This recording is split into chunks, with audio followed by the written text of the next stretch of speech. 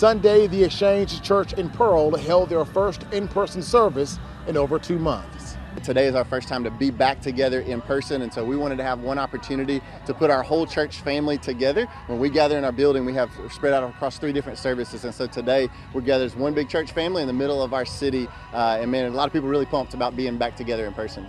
Despite the hot temperatures Sunday, more than 100 people came out to worship. Our staff team had the idea of trying to do it right down here on the football field down the road from our building, and so man, we called our mayor and he said, man, I think that would be great. And today we're excited to spread out. We brought lawn chairs and bleachers, and so we can keep that 6-foot distance but also have a chance to be together in person again, which is so important for us. Their pastor says they plan on having in-person church service again next week, but this time it'll be inside their church building.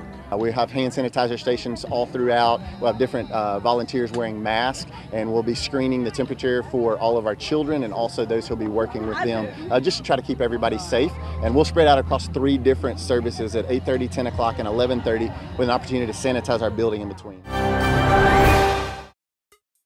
Do not try this at home, unless you're looking to break a world record, that is. That's precisely why Idaho's David Rush decided to drink a liter of pure lemon juice, and he did it in under 17 seconds. Why? Why would anyone do this?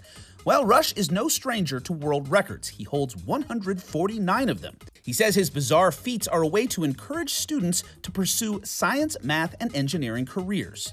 I might actually make it through this without throwing up. He did, by the way, keep it all down, but says he may never enjoy lemonade the same way again.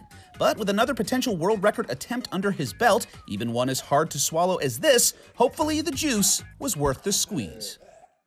Residents in Asheville, North Carolina may have spotted a cadre of colorful characters marching around town recently, including Scooby-Doo, Mr. Potato Head, and a giant unicorn. Asheville Parks and Recreation employees put on this playful parade just to lighten the mood. All of our programming right now is suspended, and it's just a way to still serve our community and bring some smiles and enjoyment to them. The department says more pop-up parades are planned so locals can keep an eye out. And finally, a group of fishermen that had a lucky day at sea decided to use their catch to feed local healthcare workers in Hawaii.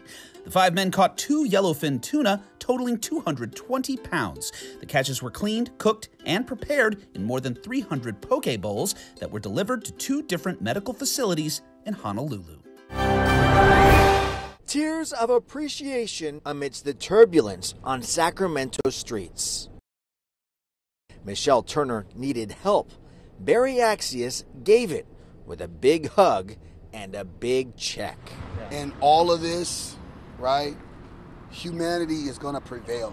Turner was peacefully protesting George Floyd's death at Cesar Chavez Park Sunday night and returned to her car to find it like this. Glass shattered everywhere, its windows kicked in by vandals marching up and down city streets, destroying property. I just want to tell these kids to stop breaking stuff that does not pertain to what's going on. It's not going to solve anything. Axius, a community organizer in Sacramento, says he felt a responsibility to help turn her out when he saw her in distress. I said I can't let a black woman black women, for people that don't know, are the ones that stand in the gap when black men die.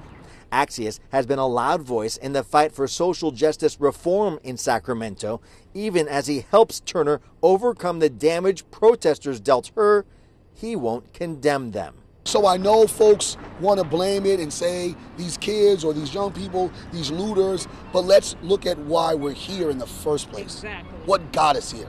Unpredictable protests, leaving Turner's personal property smashed in and shattered. A hero also showed her humanity. A new friend.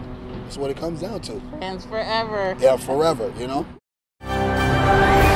We're learning from the NYPD that arrests continue to happen. So far, about 200 arrests overnight, and we're hearing that number is likely going to go up as people are being processed. But there was a lot of violence. I want to play that video again and again. It is disturbing. This is an incident that we've learned from the NYPD happened about 12:45 in the Bronx, in the progress of a burglary, which they believe was part of the looting that they saw all across this city last night. A police sergeant responding to that looting was hit by a car, as you can can see, and is in the hospital right now in serious condition with a head and leg injury, but in stable condition.